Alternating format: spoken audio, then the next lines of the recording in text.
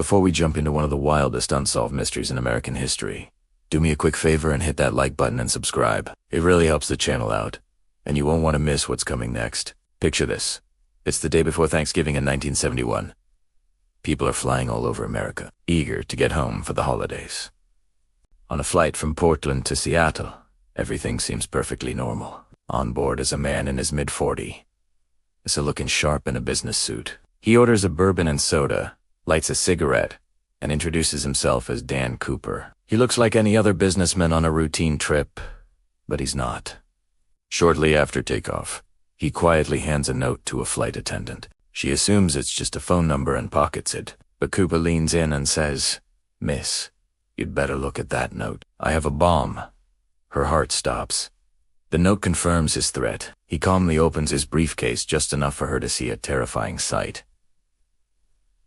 A cluster of red cylinders, wires, and a big battery. His demands were just as calm as his drink order.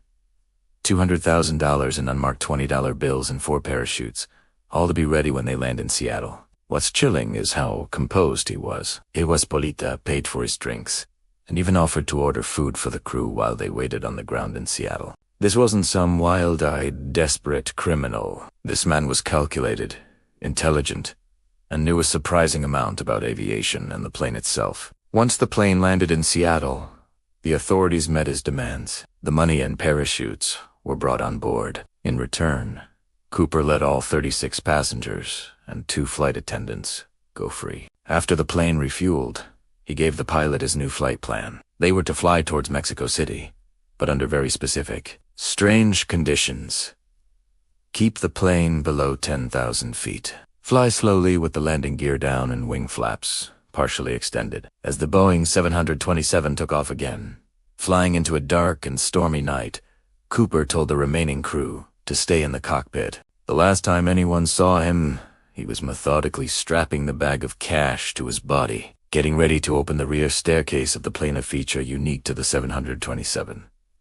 Then, around 8:13 p.m., somewhere over the vast, rugged forests of southwestern Washington, a warning light flashed in the cockpit. The rear door was open. The cabin pressure dropped.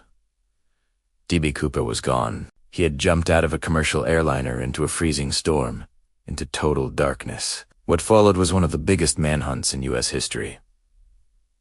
The FBI searched the dense wilderness for weeks, but they found absolutely nothing. No body, no parachute, not a single dollar bill. The man the media accidentally started calling D.B. Cooper had vanished without a trace, like a ghost in the storm. The only physical evidence he left behind on the plane was his black clip-on tie. For 9 long years, the case went completely cold. Then, a little boy digging in the sand along the Columbia River found 3 routing bundles of cash. The serial numbers were a perfect match for the ransom money. But this discovery, miles from where experts thought he would have landed, only made the mystery deeper. Was this all that was left of the money? Did he lose it during the jump? Or did he bury it and plan to come back? To this day, no one knows who D.B. Cooper was. Did he die in that treacherous jump, his body lost forever in the unforgiving wilderness? Or did this gentleman hijacker pull off the perfect crime, survive the impossible leap, and live out the rest of his life in quiet anonymity? He simply stepped off the back of an airplane and straight into legend, leaving us with one of America's greatest unsolved mysteries. What do you think happened to him? Let me know your theories in the comments below. Thanks so much for watching. If you enjoyed this story, please hit that like button, subscribe, and ring the bell so you don't miss our next dive into the unknown. See you next time.